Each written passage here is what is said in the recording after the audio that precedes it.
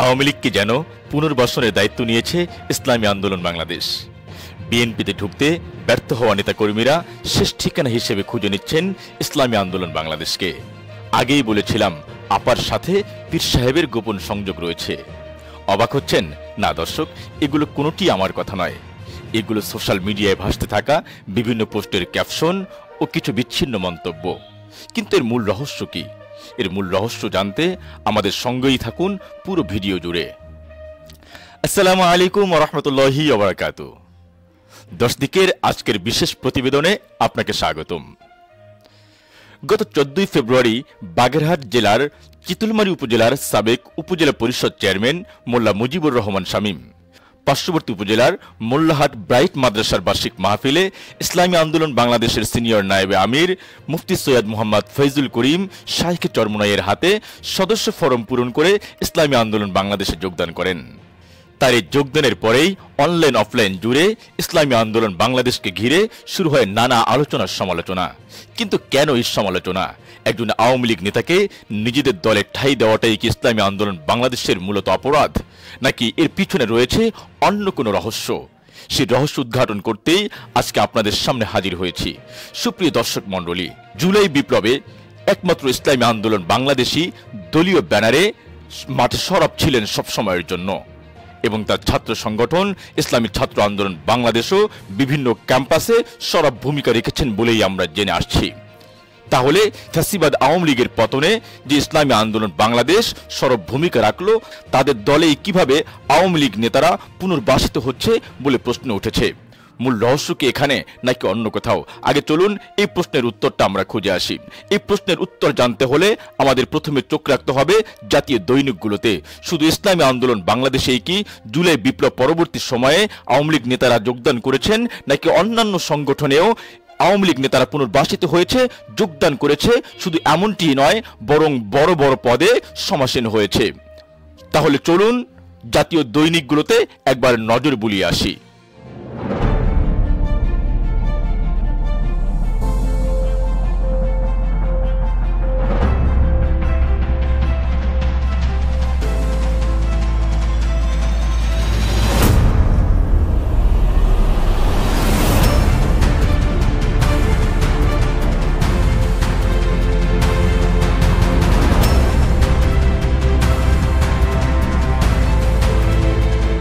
জাতীয় দৈনিকের এই নিউজগুলো দেখার পর অবশ্যই প্রশ্ন আসে, যারা শুধু আওয়ামী লীগ নেতাদেরকে নিজেদের দলেই ঢোকাননি, বরং বড় বড় পদে সমাসীন করেছেন, তারা আজ কিভাবে কোন মুখে ইসলামী আন্দোলন বাংলাদেশকে নিয়ে সমালোচনার বিষ-মাখা তীর ছুটছেন? ফলে এবার প্রশ্ন এসেই যায়, অন্যান্য দলের সাথে প্রতিযোগিতা করে কি ইসলামী আন্দোলন বাংলাদেশও আওয়ামী লীগকে পুনর্বাসনের দায়িত্ব নিয়েছে কিনা?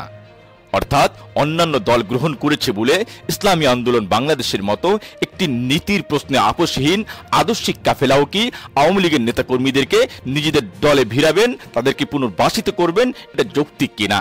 সুপ্রিয় দর্শক মণ্ডলী, এই প্রশ্নের জট খুলতে হলে আমাদেরকে অবশ্যই জানতে হবে মোল্লা মুজিবুর রহমান শামীমকে। তাহলে চলুন এবার আমরা জানি মোল্লা মুজিবুর রহমান শামীম সম্পর্কে। মোল্লা মুজিবুর রহমান শামীম একজন বিশিষ্ট শিল্পপতি এবং একজন সমাজসেবক। তার থেকে দিবালোকে নয় সুস্পষ্ট সত্য এই যে তিনি একজন সাবেক আওয়ামী লীগ নেতা এবং আওয়ামী লীগের নমিনেশন প্রাপ্ত উপজেলা পরিষদ চেয়ারম্যান। মোল্লা মুজিবুর রহমান শামীম রাজনীতিতে আসার পূর্বেও তিনি স্থানীয় জনগণের কাছে তুমুল জনপ্রিয় ও সমাদৃত একজন ব্যক্তি ছিলেন। নির্বাচনে আসার আগেও জনকল্যাণ ও সেবামূলক বিভিন্ন কাজের মাধ্যমে তিনি নিজেকে জনবান্ধব একজন মানুষ হিসেবে প্রতিষ্ঠিত করেছিলেন। তার রাজনৈতিক পথ চলার শুরুতেই তিনি তার প্রতিপক্ষ জনাব বিবেকানন্দ সমাদদারকে বিপুল ভোটে পরাজিত করে ইউনিয়ন পরিষদ চেয়ারম্যান নির্বাচিত হন। 3 বছর ইউনিয়ন পরিষদ দায়িত্ব পালন করার পর তিনি উপজেলা পরিষদ নির্বাচনে অংশগ্রহণ করেন।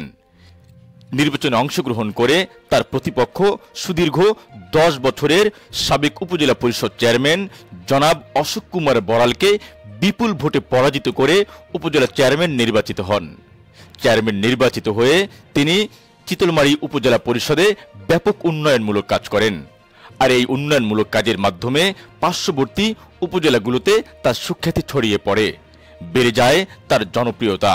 তিনি হয়ে ওঠেন জনমানুষের গণমানুষের একজন নেতা, পরিণত হন একজন রোল মডেলে। স্থানীয় পর্যায়ে তার এই আকাশচুম্বী জনপ্রিয়তা তার নিজের জন্যই কাল হয়ে দাঁড়ায়।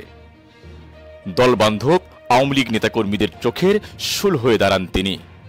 দলবান্ধব নেতা হওয়ার থেকে জনবান্ধব নেতা হওয়াকে তিনি প্রাধান্য দেওয়ায় দলের কাছে তিনি হয়ে যান প্রশ্নবিদ্ধ। নিজের দলের কর্মীদের কাছেই বারবার তিনি কোণঠাসা হতে থাকেন, যার দরুন উপজেলা পরিষদ নির্বাচনের 5 বছরের মেয়াদ শেষ হতে না হতেই পরবর্তী উপজেলা পরিষদ নির্বাচনে তাকে অংশগ্রহণ করতে দেওয়া হয় না, এবং উপজেলা পরিষদ নির্বাচনে অংশগ্রহণ করলে নিজের প্রাণ নাশের হুমকিও দেওয়া হয়। তার কারণে তিনি উপজেলা পরিষদ নির্বাচনে অংশগ্রহণ না করে তিনি বসে যান। এবং শুধু এতটুকুই নয়, তার জনপ্রিয়তার কারণেই পরবর্তীতে সুদীর্ঘ একটা সময় নিজের এলাকাতেই তিনি নির্বাসিত হয়েছেন আওয়ামী লীগ কর্তৃক। তার কর্মী সমর্থকদের উপরে বিভিন্ন সময় নেমে এসেছে নানা প্রকার হয়রানি। সুপ্রিয় দর্শক মণ্ডলী, এবার প্রশ্ন এসেই যায় যে নিজে আওয়ামী লীগ নেতা হওয়া সত্ত্বেও আওয়ামী লীগের আমলেই নিজে মাজলুম ছিলেন, নানা প্রকার জুলুমের শিকার হয়েছেন, সে মানুষটিকে শুধু আওয়ামী লীগের গণ্ডির মধ্যে আবদ্ধ করে রাখাটা কতটুকু যৌক্তিক? মোল্লা মুজিবুর রহমান শামীম দলবান্ধব নেতা না হয়ে জনবান্ধব নেতা হওয়াটাই যেন ছিল আওয়ামী লীগের কাছে তার করা সবচেয়ে গুরুত্বপূর্ণ ভুল, যার মাসুল তাকে দিতে হয়েছে সুদীর্ঘ 10টি বছর ধরে। তার সাথে যোগাযোগ করে জানা যায় তিনি নিজেও বারংবার বিভিন্ন সময়ে আক্ষেপ তুলেছেন এই ফ্যাসিবাদ সরকারের পতন কখন হবে আর তিনি কখন মুক্তি পাবেন। সুপ্রিয় দর্শক মণ্ডলী, এর দ্বারা বোঝা যায় তিনি একজন আওয়ামী লীগ নেতা হলেও তার পরিচয় শুধু এখানেই সীমাবদ্ধ নয়। তার সবচেয়ে বড় পরিচয় তিনি একজন জনবান্ধব নেতা। তিনি জনকল্যাণে, জনগণের সেবায় সবসময়ের জন্য নিয়োজিত এক মহান ব্যক্তিত্ব।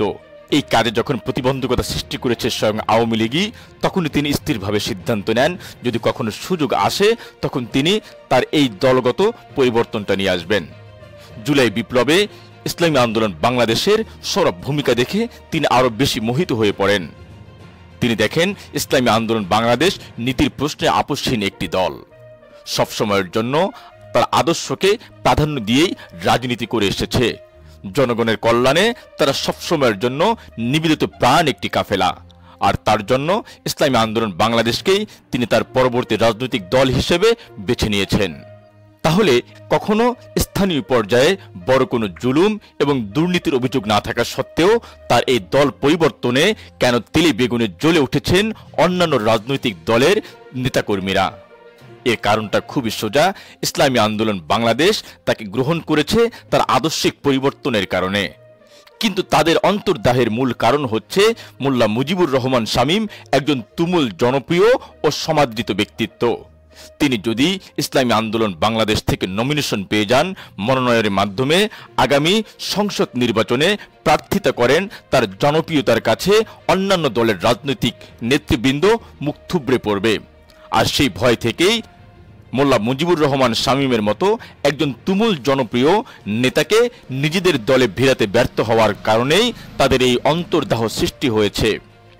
তারা বুক ফাটছে কিন্তু মুখ ফুটে বলতে পারছে না, মোল্লা মুজিব তুমি কেন আমার হলে না। এই অন্তর্দাহ থেকেই তারা ইসলামী আন্দোলন বাংলাদেশের বিরুদ্ধে সমালোচনার পথ তৈরি করেছে। তারা বিভিন্নভাবে প্রশ্নবিদ্ধ করতে চাচ্ছে মোল্লা মুজিবুর রহমানের এই দল পরিবর্তনের বিষয়টি, প্রশ্নবিদ্ধ করতে চাচ্ছে আদর্শিক কাফেলা ইসলামী আন্দোলন বাংলাদেশকে। সুপ্রিয় দর্শক মণ্ডলী, স্থানীয় পর্যায়ে জনগণের মতামত নিয়ে মোল্লা মুজিবুর রহমান শামীম সম্পর্কে স্থানীয় জনগণ কি বলছেন সেই মতামত নিয়ে আপনাদের সামনে আবারও হাজির হব নতুন কোনো একটি ভিডিওতে। আজকের মতো এখানেই। ভালো থাকবেন, ভালো রাখবেন, 10 দিকের সাথেই থাকবেন। আসসালামু আলাইকুম ওয়া রাহমাতুল্লাহি ওয়া বারাকাতুহু।